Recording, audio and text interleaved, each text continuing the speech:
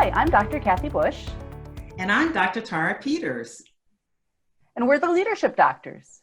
We're really excited to have with us Alex Fraser, who is going to be sharing some lessons from leaders.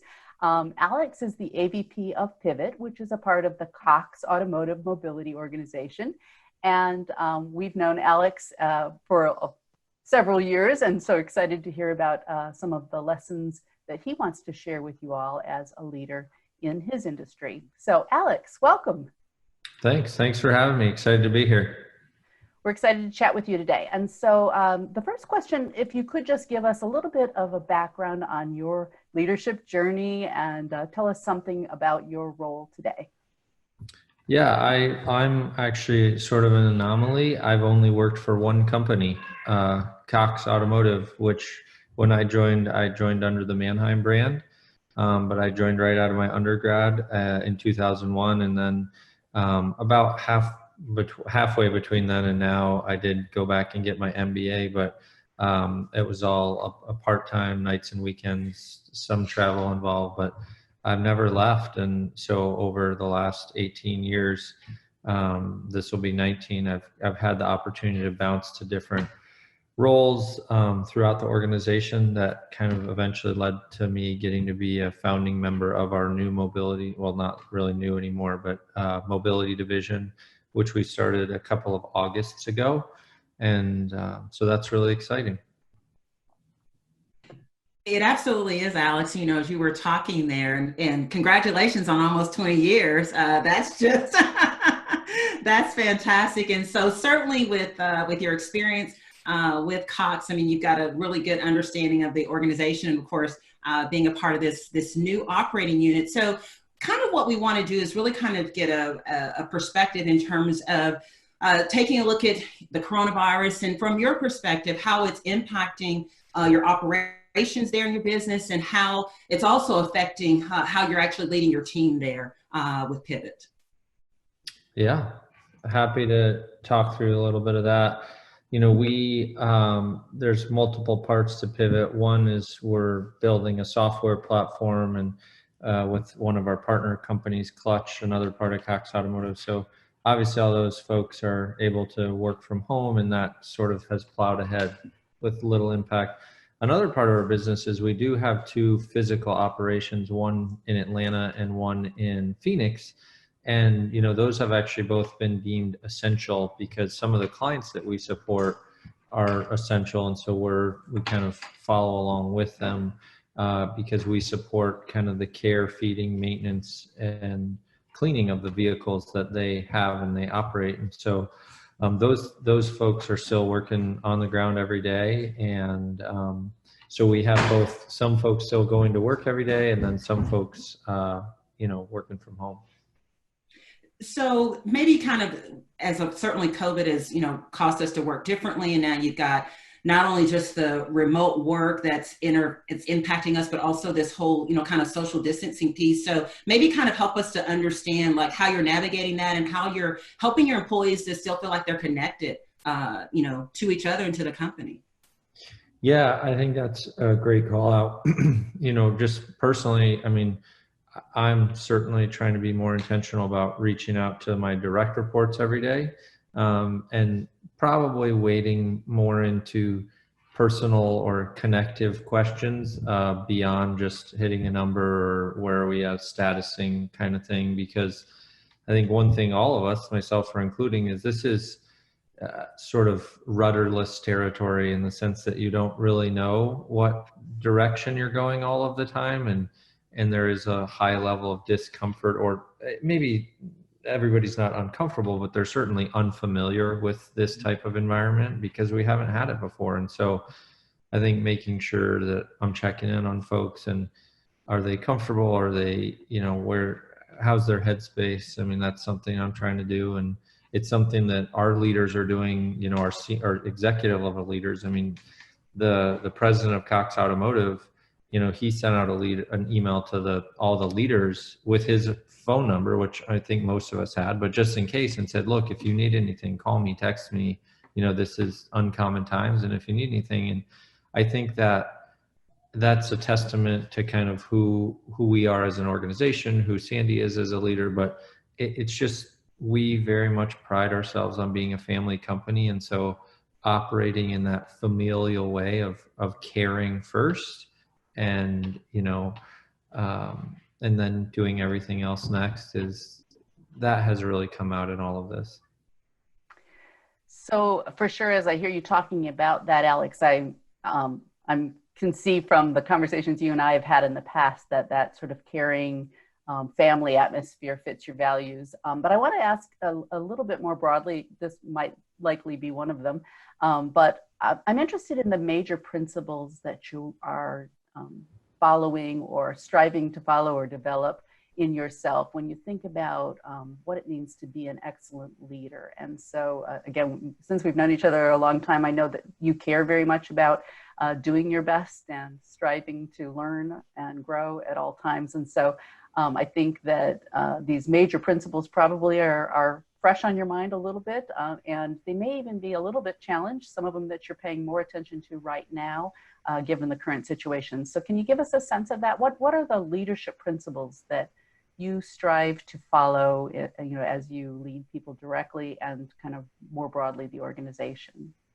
Yeah, I mean, one thing that I respond to well and try as uncomfortably as I can to display as well as vulnerability, I think, and that has certainly been laid bare for all of us in these days. But if you're doing vulnerability well, you should never be comfortable with it, because, like, that's sort of how it works. Right. So it's hard to say that I'm comfortable with it. And some, I think it ebbs and flows and all that kind of thing. But that's important to me. And I think that kind of humility, of not assuming you know it all, or not assuming that, anything really, generally leads to positive things. And then the other thing for me is I am very relational in how I lead. And again, if you look at my HBDI, personality profile, I know there's several, but one of my very high components is red, which is around people. And so, working in this environment has been very interesting, because people are very important to me. That connective stuff is very important to me. And so, in a time where the connections are different, right? Or, and how we execute on them is different, has certainly been challenging, right? And so I think, to me, that's been interesting. And then the third thing for me that I really lean into a lot is kind of just the idea of why not, right? Like, and why can't we go bigger? Why can't we do it different? Why do we have to do it the way it's always been done? And I'm comfortable saying those things. I'm comfortable being direct about them. And so, that's probably another piece that is part of who I am as a leader, is I'm generally a pretty direct communicator. And, but I think when you pair that, at least when I pair it with, relational aspects, and, kind of the reality that I don't assume that I know it all, like, you kind of have the space to be direct with people, and it invites them to do the same, and you can cut to real things pretty quickly. Alex, as you were talking and as Kathy was sharing, it's obvious that you love to learn. It's obvious that you are investing in yourself. I mean, one of the highest levels of investment, obviously, is getting your MBA, right? And so that's really a testament to that. And so I think it would be helpful to others who are out there who are thinking, okay, what should I be doing to try to grow myself? What should I be doing in order to develop as a leader? So can you give us some insights about your own personal journey, where outside of your MBA, what are the other kinds of things that you've done to really grow yourself over your career path and trajectory? Yeah, I've been really lucky in the sense that, because we are who we are as a company at Cox, the idea of mentorship and kind of learning from leaders is very much part of who we are at Cox. And so I've gotten to be exposed to that. both in formal mentoring relationships and programs, but probably even more of an impact is the ones that are informal, where you just really have a connection with somebody and they become a mentor, right? And in the car business in general is obviously a very relational business. I think anybody inside the car business would tell you that. And so again, because of that, I've even had several mentors that were from customers or, kind of peer companies or whatever, where I've learned a lot from those folks. And I would say for me, that has been one of the most had some of the greatest impact.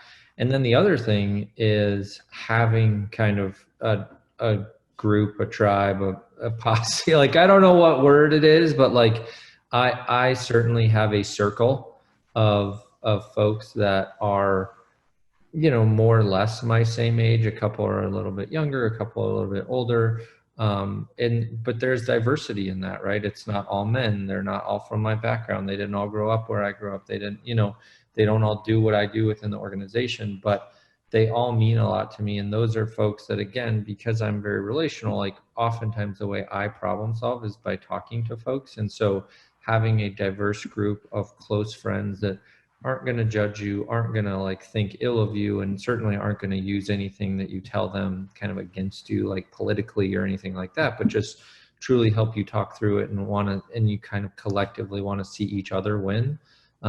Having that circle of folks around me has been perhaps the greatest thing for me personally and personally within my profession, maybe is how I'd say that, because those are the folks that, they've walked through the time you struggled with this a year ago, and then 6 months ago and it was different, but now you have a different angle at it.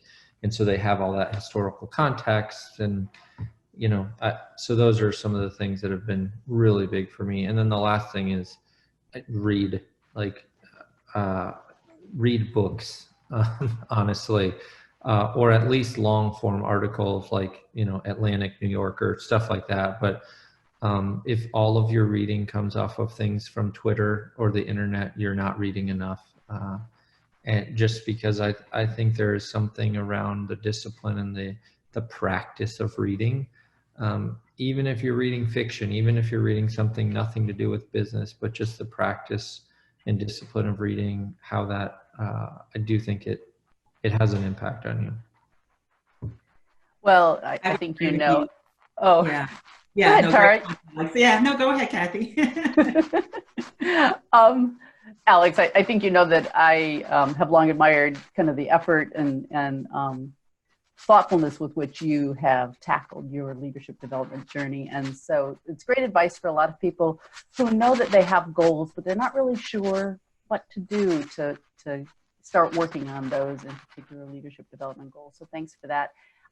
Anything as you've been observing others in your organization or really anywhere, other leaders, anything that has struck you as an insight about the role that leaders play in this kind of sort of crisis situation that we're all facing, or anything in particular that surprised you as you have been, and I know you have been kind of reflecting on the role you're playing. So, what's on your mind as you think about leadership in these really uncertain times? I think we have seen lots of examples of courageous leadership. We have seen examples of folks that maybe have, for whatever reason, had more trepidation around making courageous decisions, or there's folks making really fast decisions. There's folks maybe too fast. There's folks making maybe appropriate, and there's folks making decisions too slowly.